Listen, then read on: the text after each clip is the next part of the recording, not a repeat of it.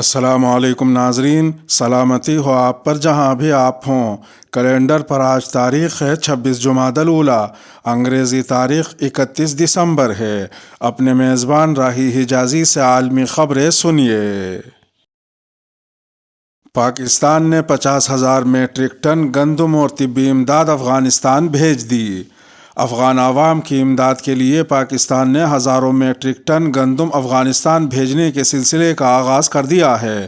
پاکستان کا کہنا ہے کہ ہمسایہ ملک کی ابتر معاشی صورتحال کے پیش نظر انسانی بنیادوں پر امداد کی فوری فراہمی ضروری ہے اور اس جانب بین الاقوامی برادری کو فوری توجہ دینے کی ضرورت ہے۔ پاکستان افغانستان کو $2 کروڑ 80 لاکھ مالیت کی انسانی ہمدردی کی امداد دینے کا وعدہ کر چکا ہے، جس میں 50,000 میٹرک ٹن گندم، سردی سے محفوظ رکھنے کے لیے شیلٹر اور ہنگامی بنیادوں پر طبی رسد کی فراہمی شامل ہے۔ حالیہ ہفتوں کے دوران خوراک اور طبی امداد کے ساتھ 20 ٹرک افغانستان کے لیے روانہ ہو چکے ہیں۔ پاکستان کی وزارت خارجہ نے جمعرات کے روز ایک بیان میں کہا کہ 1800 میٹرک ٹن گندم کی رسد کی پہلی کھیپ طورخم کی سرحد پر افغان حکام کے حوالے کی گئی ہے۔ بیان میں اس بات پر زور دیا گیا ہے کہ یہ بات انتہائی ضروری ہے کہ بین الاقوامی برادری افغان عوام کی مدد کے لیے فوری اقدام کرے تاکہ معاشی بحران کی صورتحال میں متاثرین کی مدد کی جا سکے اور معاشی صورتحال کو مستحکم کرنے میں مدد دی جا سکے۔ ادھر دوسری جانب افغانستان کے شمالی صوبہ قندوز میں مجموعی طور پر 1160 مستحق خاندانوں کو نقد امداد فراہم کر دی گئی ہے۔ تفصیلات کے مطابق صوبائی ڈائریکٹر برائے اطلاعات و ثقافت قاری مطیع اللہ روحانی نے بتایا کہ ہر خاندان کو اقوام متحدہ کے ہائی کمشنر برائے مہاجرین کے ساتھ ایک غیر سرکاری تنظیم کی جانب سے فراہم کردہ $400 ملے ہیں۔ مزید بتایا گیا کہ مستحق اور ضرورت مند خاندانوں کی امداد کا سلسلہ جاری رہے گا۔ ادھر قندھار شہر کے میر وائز اسپتال کے سربراہ محمد قاسم نے بتایا کہ گزشتہ روز مقامی وقت کے مطابق صبح النوریہ مدرسہ ہاسٹل کی چھت گر گئی، جس کے باعث ایک طالب علم جاں بحق اور 13 زخمی ہو گئے۔ پولیس یا دیگر حکام نے ابھی تک اس واقعے پر کوئی تبصرہ نہیں کیا ہے۔ بوسنیا میں 9 سربوں پر 100 مسلمانوں کو قتل کرنے کی فرد جرم عائد۔ بوسنیا میں جنگی جرائم کے پروسیکیوٹر نے 9 بوسنیائی سربوں کو 1992 سے 1995 تک جنگ کے دوران 7 خاندانوں سمیت تقریباً 100 مسلم بوسنیاکس کو قتل کرنے کی فرد جرم عائد کر دی ہے۔ آرتھوڈوکس سربوں، کیتھولک کروٹس اور مسلم بوسنیاکس کے درمیان تباہ کن جنگ، جس میں تقریباً 1 لاکھ افراد مارے گئے تھے، کے خاتمے کے 26 سال بعد بوسنیا اب بھی ایسے لوگوں کو تلاش کر رہا ہے جو لاپتہ ہو گئے تھے اور جو مشتبہ مجرموں کے خلاف انصاف کا مطالبہ کر رہے ہیں۔ واضح رہے کہ اس وقت بلقان ملک جنگ کے بعد اپنے بدترین سیاسی بحران سے گزر رہا ہے، جس میں بوسنیا کے سربراہ نماؤں کی جانب سے مشترکہ مسلح افواج سمیت بوسنیا کے قومی اداروں سے انخلا کی دھمکی ایک نئے تنازع کا خدشہ پیدا کر رہی ہے۔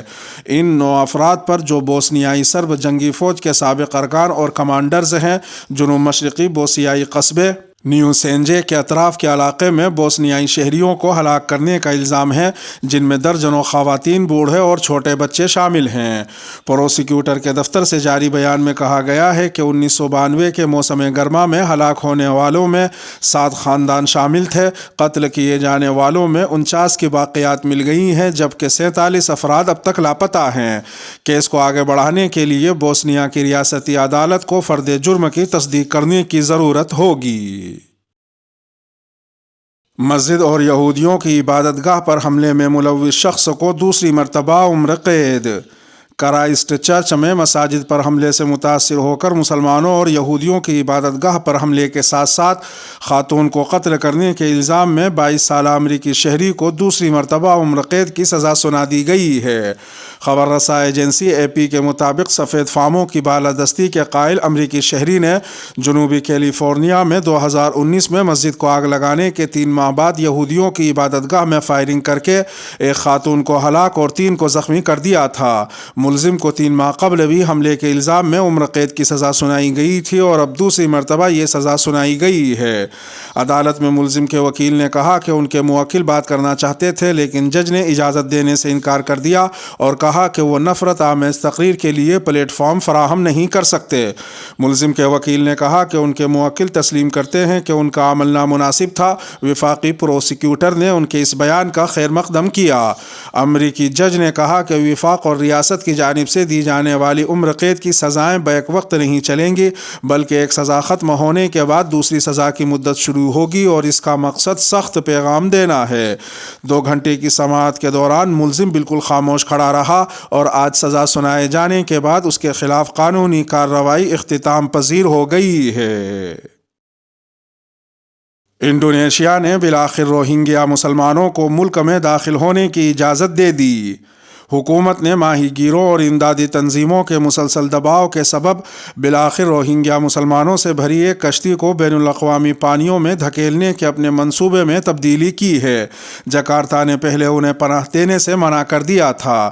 انڈونیشیا کی حکومت نے 29 دسمبر بدھ کے روز 120 روہنگیا مسلمانوں کے ایک گروپ کو بتایا کہ انہیں ملک میں پناہ لینے کی اجازت دی جائے گی۔ ابتدائی طور پر حکومت نے سمندر میں پھنسی ہوئی ان کشتیوں کو ملک میں داخل ہونے سے منع کر دیا تھا۔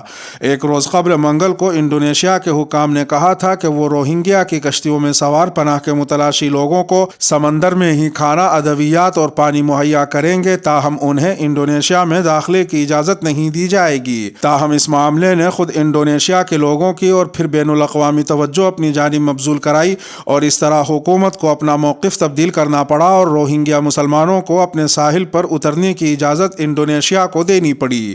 انڈونیشیا کی سیاسی، قانونی اور سیکیورٹی امور کی وزارت کے ایک اہلکار نے کہا کہ انڈونیشیا کی حکومت نے انسانیت کے نام پر فی الوقت آچے میں بیریون ضلع کے پاس ایک کشتی پر سوار پناہ کے متلاشی روہنگیا افراد کو پناہ دینے کا فیصلہ کیا ہے۔ اس کے مسافروں میں بیشتر خواتین اور بچے ہیں۔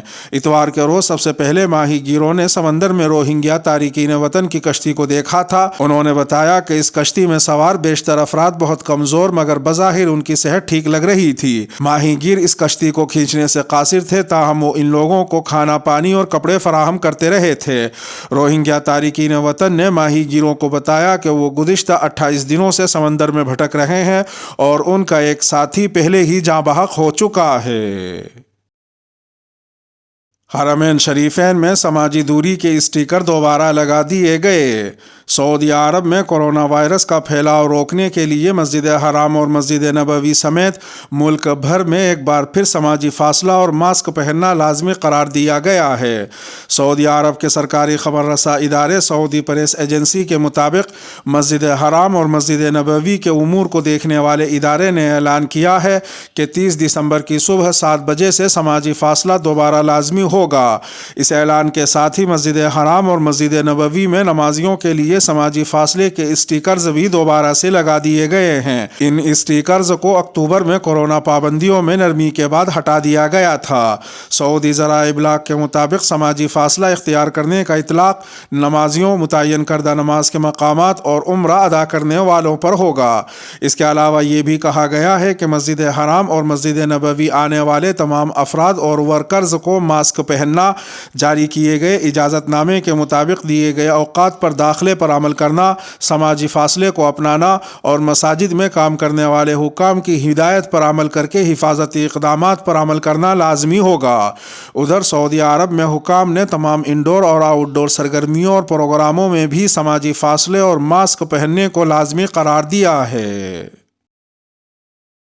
پولیس نے طارق روڈ پر مسجد اور تجاوزات خالی کرنے کے لیے 24 گھنٹے کی مہلت دے دی۔ کراچی کی معروف شاہراہ طارق روڈ کے پارک سے مدینہ مسجد اور دیگر تجاوزات خالی کرنے کے لیے کراچی پولیس نے 24 گھنٹے کی مہلت دے دی۔ مسجد سے ملحق کلب، مدرسہ، دکانوں کے مالکان، کرایہ داروں اور رہائشی افراد کو 24 گھنٹوں میں انخلاء کے نوٹس جاری کر دیے گئے ہیں۔ انسپکٹر خوشنود جاوید کے مطابق انہوں نے ذاتی طور پر متعلقین کے پاس جا کر نوٹس موصول کرائے اور ان کی تصاویر بھی بنائی۔ انہوں نے کہا کہ قانونی تقاضے پورے کرتے ہوئے یہ نوٹس متعلقہ عمارت پر بھی چسپاں کیے گئے ہیں۔ ادھر دوسری جانب طارق روڈ کی جامع مسجد کو پارک کی زمین قرار دے کر گرانے کے عدالتی حکم کے بعد ملک بھر میں مذہبی طبقے میں شدید بے چینی پائی جا رہی ہے، جس کے بعد ملک بھر سے مذہبی تنظیموں، علماء کرام سمیت دیگر حلقوں کی طرف سے مسجد کو گرانے کے بیانات کی شدید مذمت کی جا رہی ہے۔ جامع مسجد مدینہ طارق روڈ کے حوالے سے سابق جسٹس شریعہ کورٹ مفتی تقی عثمانی کا کہنا ہے کہ طارق روڈ کی جامع مسجد کو شہید کر کے پارک بنانے کا حکم قطعی طور پر بلا جواز ہے۔ طارق روڈ پر یہ مسجد تقریباً 25 برس سے آباد اور نمازیوں سے آباد چلی آ رہی ہے۔ ایسی مسجد کو سرسری طور پر اہل محلہ کو سنے بغیر صرف تکنیکی وجہ سے ڈھانے کا حکم ناقابل فہم ہے۔ عدالت خود فوری طور پر اس پر ریویو کرے۔ جنرل سیکریٹری وفاق المدارس العربیہ پاکستان مولانا محمد حنیف جالندھری نے طارق روڈ کی مدینہ مسجد کو شہید کرنے کے معاملے کو تشویشناک اور بلا جواز قرار دیا۔ ان کا کہنا ہے کہ مسجد کے معاملے میں پوری قوم میں اضطراب اور تشویش کی لہر دوڑ گئی ہے، اس معاملے کو فی الفور حل کیا جائے۔ مولانا جالندھری نے مزید کہا کہ پلازوں، ہاؤسنگ سوسائٹیوں اور اہل اقتدار کے محلات کو اگر ریگولرائز کیا جا سکتا ہے تو مسجد کیوں نہیں۔ مولانا جالندھری نے سپریم کورٹ سے اس فیصلے پر نظر ثانی کی اپیل کی اور کہا کہ اسلام کے نام اور کلمہ طیبہ کے نعرے پر بننے والی مملکت خداداد میں مساجد کے بارے میں اس قسم کا ماحول بننا افسوسناک ہے، جس کا فی الفور خاتمہ کیا جائے۔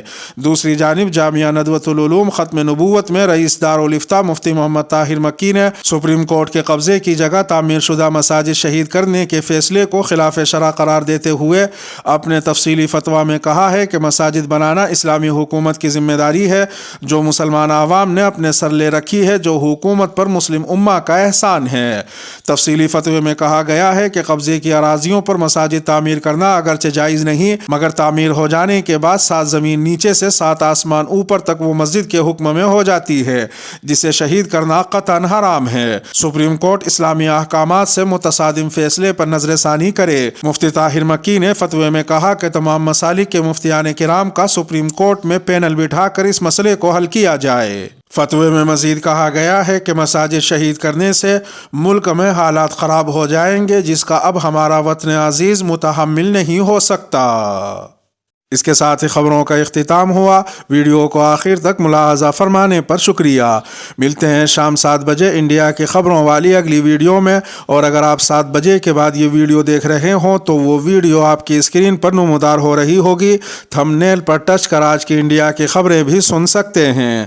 اپنے میزبان راہی حجازی کو اب دیجیے اجازت۔ سلامتی ہو آپ پر جہاں بھی آپ ہوں۔